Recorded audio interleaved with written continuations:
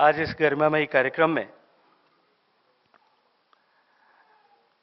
जब हम सब लोग यहां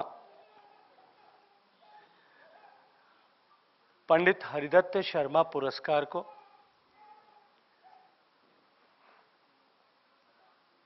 और इस वर्ष के पुरस्कार को नाविका जी को उस पुरस्कार के साथ में सम्मानित करने के सौभाग्यपूर्ण अवसर के साक्षी बने, मैं सबसे पहले अपनी बात शुरू करने से पहले पंडित हरिदत्त शर्मा जी के परिवार को और विशेष रूप से राजकुमार जी को बहुत सारी बधाई देता हूं, इनका अभिनंदन करता हूं, इनका आभार ज्ञापित करता हूं कि उन्होंने एक स्वनामधन्य पत्रकार, और एक पत्रकार ही नहीं, एक स्वनामधन्य व्यक्तित्व जिसने अपने जीवन के हर क्षण से, हर पल से, हर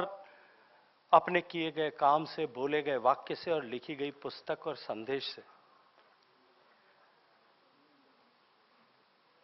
काल निरपेक्ष ऐसे संदेश और इंस्पिरेशंस जो हैं वो सृजित किए।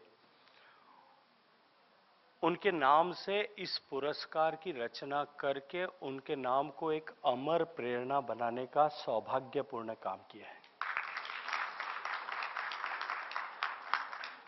आज इस महत्वपूर्ण अवसर पर जब हम सब लोग यहां इस वर्ष के पुरस्कार सम्मान समारोह में आए हैं, मेरे लिए तो नैतिक रूप से दबाव था कि मैं आज के कार्यक्रम में यहां उपस्थित रहूं,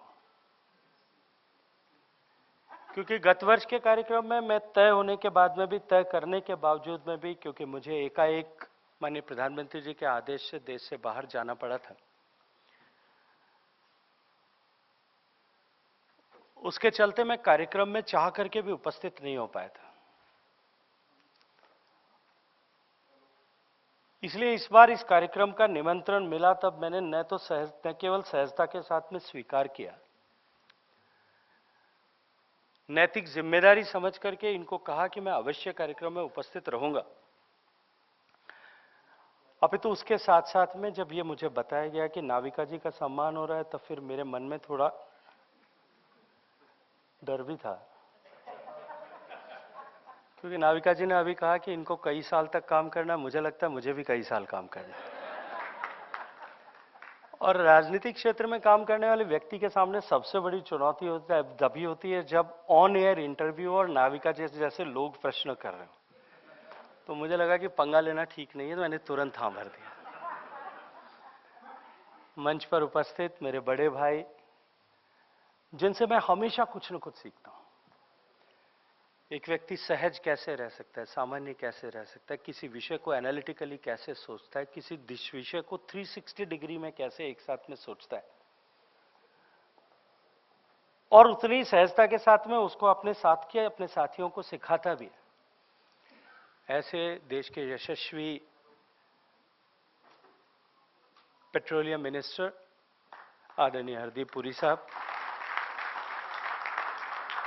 मेरे बड़े भाई, और जिस जगह पर, जिस कुर्सी पर बैठ करके मुझे काम करने का आज सौभाग्य मिला है,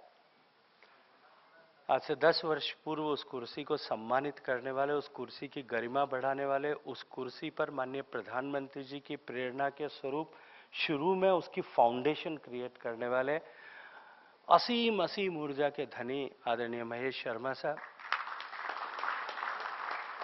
हमारी प्रिय भाभी। और अभी हरदीप पुरी जी कह रहे थे कि जब इनका परिचय कराते हुए कहा जा रहा था, जब आदरणीय महेश जी बात करते हुए कह रहे थे कि ये जो है तमाम विपरीत परिस्थितियों में भी चुनौती को स्वीकार करते हुए और उन कठिन परिस्थितियों में जो है रास्ता निकालने का जो है सामर्थ्य जिनका है, तो धीरे से हरदीप पुरी साहब ने कहा वो इन्हीं से सीखा है। आदरणीय लक्ष्मीपुरी जी, इस सभागार में उपस्थित सभी सम्मानित परिवारगण जन, आदरणीय सुनील जी, पत्रकारिता जगत से जुड़े हुए सभी सम्मानित सदस्यगण, देवियों, सज्जनों, सभी साथियों, मित्रों, आज हम सब जब लोग यहां एकत्रित आए हैं, और हम एक ऐसे प्रतिष्ठित मीडिया कर्मी का सम्मान करने के लिए यहां एकत्रित हुए। मैं ये मानता हूं कि ये सामान्य रूप से किसी प्रतिभा का सम्मान किया जाए या किसी के व्यक्तित्व का सम्मान किया जाए, मात्र इतना अवसर नहीं है। अपितु आज का ये अवसर एक प्रतिष्ठित पत्रकार के एक साधना के सम्मान से आगे बढ़कर के विरासत, वर्तमान और भविष्य, इन तीनों पर विचार करने का सौभाग्यपूर्ण अवसर है। एक और हम एक ऐसी विरासत जो पंडित हरिदत्त शर्मा जी ने सृजित की, उस विरासत का स्मरण करने का हम सब लोगों के पास में सौभाग्यपूर्ण अवसर आज है। एक ऐसे पत्रकार, एक ऐसे लेखक, एक ऐसे सृजक जिन्होंने अपने जीवन पर्यंत पत्रकारिता को एक प्रोफेशन मात्र नहीं माना, अपितु अपने जीवन भर उन्होंने इसको एक पब्लिक रिस्पॉन्सिबिलिटी के रूप में स्वीकार किया। हम एक ऐसे व्यक्ति की विरासत के साथ में अपने आप को जुड़ने का सौभाग्य पाकर के उनका स्मरण करते हुए अपने व्यक्तित्व में, अपने जीवन में झांकने का अवसर प्राप्त करने के लिए एकत्रित हुए। और उसके साथ साथ में ये वर्तमान का भी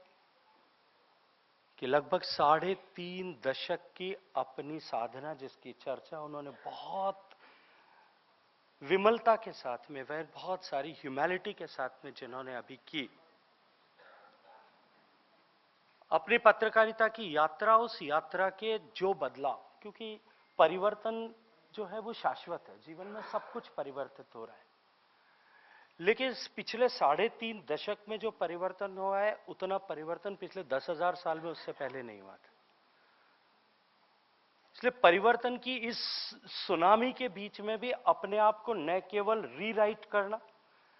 अपने आप को री इन्वेंट करना, अपने आप को रेलेवेंट बनाए रखना, अपने आप को परिवर्तन की इस यात्रा में सुसज्जित करना, प्रिंट से लेकर के टेलीविजन तक और टेलीविजन से लेकर के डिजिटल वर्ल्ड तक अपने आप को प्रासंगिक बनाए रखने का जिन्होंने सामर्थ्य रखते हुए अब जो है वर्तमान की पीढ़ी और आने वाले भविष्य के सामने अपने आप को एक नजीर के रूप में पेश किया है, आज हम सब उनका सम्मान करने के लिए एकत्रित हैं। और मित्रों, निश्चित ही मैं नाविका जी को पंडित हरिदत्त शर्मा पुरस्कार का सम्मानित होने के अवसर पर बधाई देने के साथ साथ में आपका ये सम्मान आने वाले भविष्य की पीढ़ियों के पत्रकारों को भी एक नया मार्ग दिखाएगा। इसलिए हम विरासत का, वर्तमान का और भविष्य का, तीनों के लिए एक साथ एकत्रित आए। यदि हम पंडित हरिदत्त शर्मा जी की चर्चा करें, उनके बारे में विचार करें, उनका पहला मंत्र था, उनकी पत्रकारिता का मूल स्तंभ था जन सरोकार। और जब वो जन सरोकार की बात करते थे तब वो कहते थे कि पत्रकारिता का प्रश्न ये नहीं होना चाहिए कि क्या हुआ है, पत्रकार के लिए प्रश्न ये होना चाहिए कि क्यों हुआ है। और पत्रकारिता की शुरुआत क्या हुई से नहीं हो सकती। पत्रकार यदि क्या हुआ तक अगर अपने आप को रखता है तो वो कभी सही अर्थ में पत्रकार नहीं है। ये क्यों हुआ की खोज करने की आवश्यकता है, और उससे आगे बढ़ करके पत्रकार हरिदत्त शर्मा तब बनता है जब वो ये केवल क्यों हुआ तक अपने आप को सीमित नहीं रखता। वो ये कहता है कि जिम्मेदारी के साथ में इस बात को उद्घाटित करता है कि जो कुछ हुआ है उसका समाज पर क्या प्रभाव पड़ने वाला है, समाज के भविष्य पर क्या प्रभाव पड़ने वाला है। तब जाकर के वो पत्रकार से हरिदत्त शर्मा बनता है। उस घटना के पीछे जो घटित हुई है उसके पीछे सामाजिक प्रश्न क्या है, और ये वो दृष्टि है जो एक व्यक्ति को रिपोर्टर से आगे उठा करके जो है उसको पत्रकार बनाती है, सही अर्थों में पत्रकार बनाती है। क्योंकि पत्रकार जो है वो केवल एक क्रॉनिकलर नहीं होता, वो केवल डेटा इकट्ठा करके एज इट इज आगे उसको पब्लिश कर दे, वहां तक पत्रकारिता का धर्म पूरा नहीं होता। वो समाज को एक नया सब्जेक्ट ऑब्जर्वर किस तरह से बना सकता है, समाज को ऑब्जर्वेंट किस तरह से बना सकता है, तब जाकर के पत्रकारिता का धर्म पूरा होता है। तो मैंने बहुत साल पहले 1959 में जो हरिदत्त शर्मा जी की पुस्तक पब्लिश हुई थी, ये बस्ती ये लोग, वो पुस्तक मैं जब कॉलेज में पढ़ रहा था तब मुझे पढ़ने का सौभाग्य मिला था। और उस पुस्तक को पढ़ने के बाद में उनके चरित्र की विशालता और उसकी गहराई दोनों समझ में आती है, क्योंकि उनके लिए समाचार के पीछे भी मनुष्य था और पंडित हरिदत्त शर्मा जी के लिए घटना के पीछे समाज भी था और सब समाज के प्रति संवेदना का भाव भी था। क्योंकि संवेदना का भाव यदि व्यक्ति के मन में न रहे, सेंस ऑफ रिस्पॉन्सिबिलिटी के साथ साथ में कंपैशन का भाव न रहे, तो पत्रकारिता कई बार कई अर्थों में घातक भी हो सकती है और विनाशकारी भी हो सकती है। विद्रोही होना उतना मुश्किल नहीं, उतनी बड़ी चुनौती नहीं है पत्रकार के लिए, जितना पत्रकार विनाशकारी हो जाए उसके लिए कंपैशन उसके मन में बना रहे, ये आवश्यक है। और जब आज हम उनकी स्मृति में इस पुरस्कार को एक ऐसे व्यक्ति को पुरस्कार प्रदान करते हैं, तब, क्योंकि मैंने कहा कि विरासत की जब हम चर्चा करते हैं तब जाकर के हम भविष्य के ऊपर सही अर्थों में समीक्षा कर पाते हैं, तब मेरे मन में यह प्रश्न आता है और स्वाभाविक रूप से प्रश्न आता है कि आज के समय के पत्रकारिता की सबसे बड़ी आवश्यकता क्या है। क्योंकि आज टेलीविजन में जिस तरह 24 घंटे के टेलीविजन है और जिस तरह के 24 घंटे के ब्रॉडकास्ट है, उसमें मुझे लगता है कि दुनिया सारी स्पीड के पीछे भाग रही है। सबसे पहले कौन और क्या दिखा दे, सब, मुझे लगता है कि सारा कंपटीशन वहां तक जाकर के सीमित हो गया।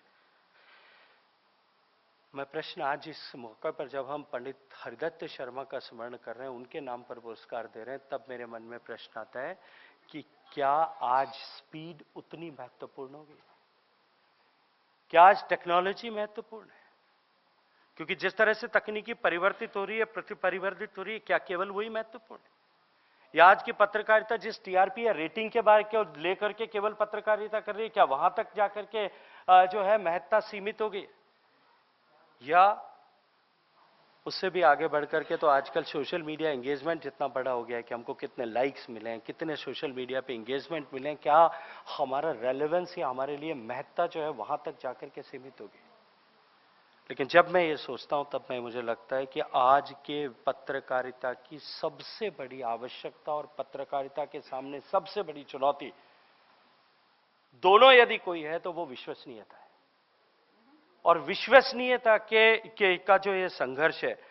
ये संघर्ष, क्योंकि आज हम एक ऐसे समय में जी रहे हैं जहां इंफॉर्मेशन हमारे लिए कोई चुनौती नहीं।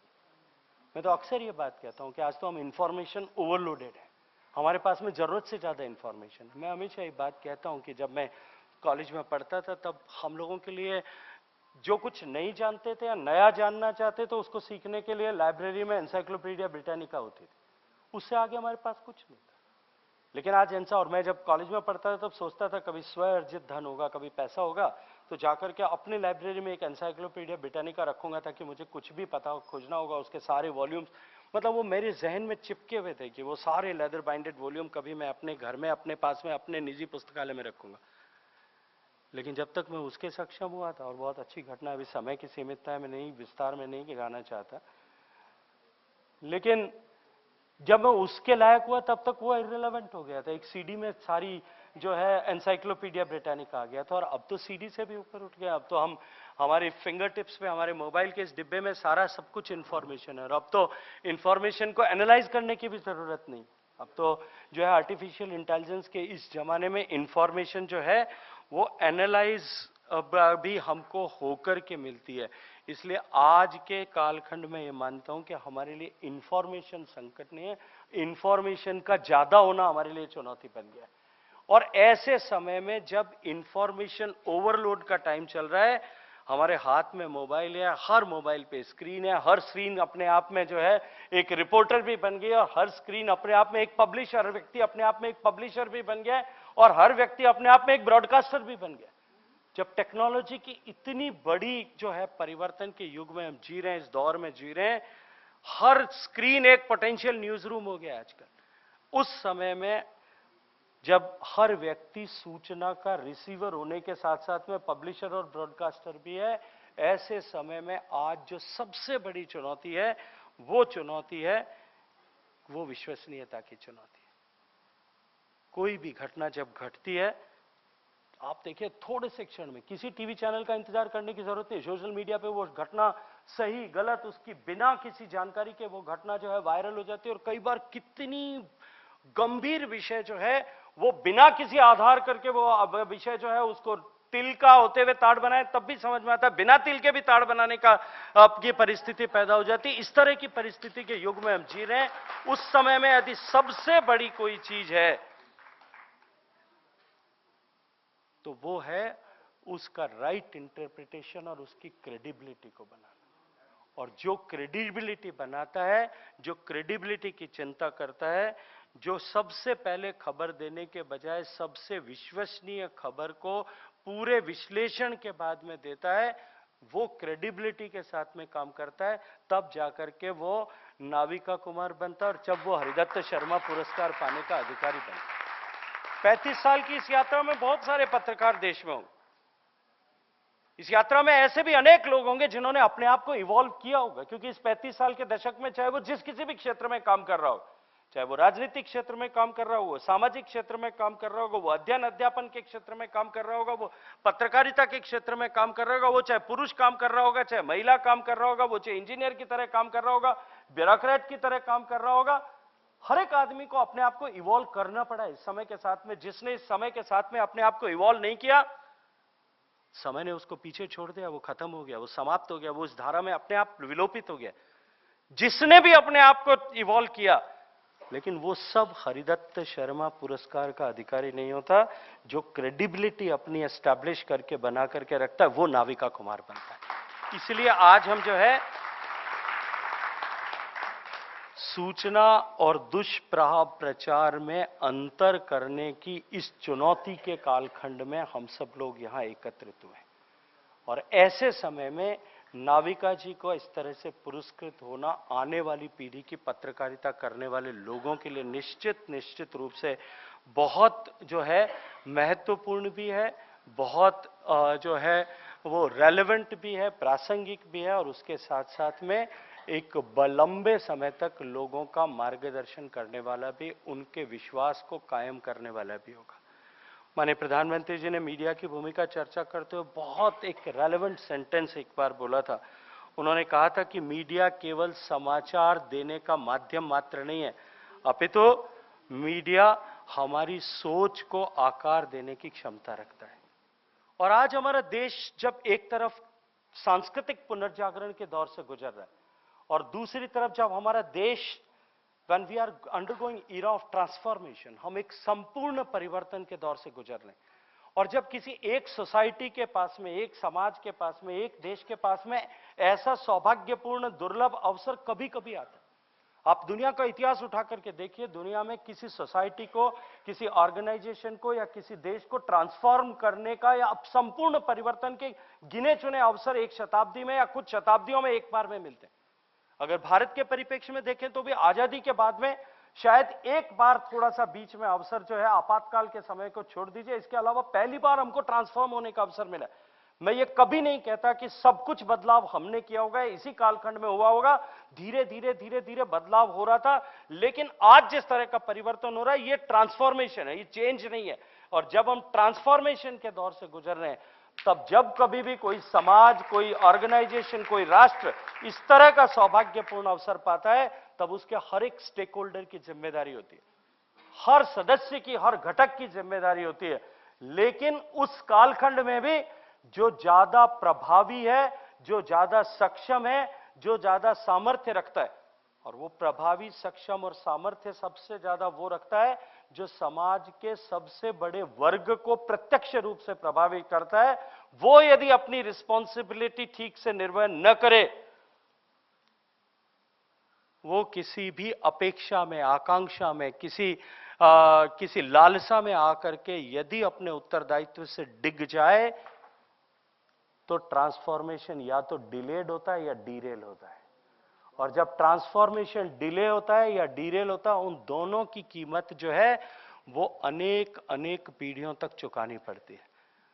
इसलिए जो जिम्मेदारी के जिस अपॉर्चुनिटी के साथ में हम जी रहे हैं, वो हमारे लिए रिस्पॉन्सिबिलिटी पे लेकर के आती है। और क्योंकि मैं ऐसे व्यक्ति के सम्मान के अवसर पर बात कर रहा हूं जिसने उस रिस्पॉन्सिबिलिटी को निभाने की न केवल कोशिश की, अपितु अपनी भूमिका के साथ में न्याय भी किया है, इसलिए मैं हरिदत्त शर्मा जी के पुरस्कार के पीछे खड़ी पूरी टीम का हृदय से अभिनंदन करता हूं, आभार ज्ञापित करता हूं कि उन्होंने न केवल सही चुनाव किया, अपितु ऐसे समय में एक उदाहरण प्रस्तुत किया है। ऐसे समय में एक ऐसे रिस्पॉन्सिबल लोगों का चुनाव करना, चयन करना, सम्मान करना केवल उन तक सीमित नहीं है, अपितु ऐसे महत्वपूर्ण समय में ऐसे रिस्पॉन्सिबल पोजीशन पर बैठे हुए लोग, वो केवल पत्रकारिता नहीं हो सकती। हम सब लोग जो यहां बैठे हैं समाज में किसी न किसी क्षेत्र में रिस्पॉन्सिबली काम कर दें। जो बड़ा है उसकी जिम्मेदारी भी उतनी ही बड़ी है। इस भाव को हम समझ करके काम करेंगे, क्योंकि यदि ट्रांसफॉर्मेशन डिले या डीरेल होता है तो या तो वो हमेशा के लिए लॉस ऑफ अपॉर्चुनिटी होता है, और या वो ब्लड शेड कॉन्फ्लिक्ट्स पैदा करता है। इन दोनों को बचाने और दोनों को से हमारे देश को इस अपॉर्चुन टाइम पे खड़ा करने और ट्रांसफॉर्म करने की जिम्मेदारी हम सब के कंधों पे है। मुझे लगता है कि आज के इस पुरस्कार से, नाविका जी को पुरस्कार देने से, हम सब लोगों के मन में भी ये संकल्प और हमारा सेंस ऑफ रिस्पॉन्सिबिलिटी जो है वो कहीं ना कहीं जागृत होगा। मैं इसके लिए भी, और मुझे ये अवसर प्रदान किया, मुझे भी एक बार अपने आप को इंट्रोस्पेक्ट करने का अवसर दिया, उसके लिए राजकुमार जी का, पंडित जी के पूरे परिवार का और इस पूरी टोली का हृदय से धन्यवाद करता हूं, अभिनंदन करता हूं। भारत माता की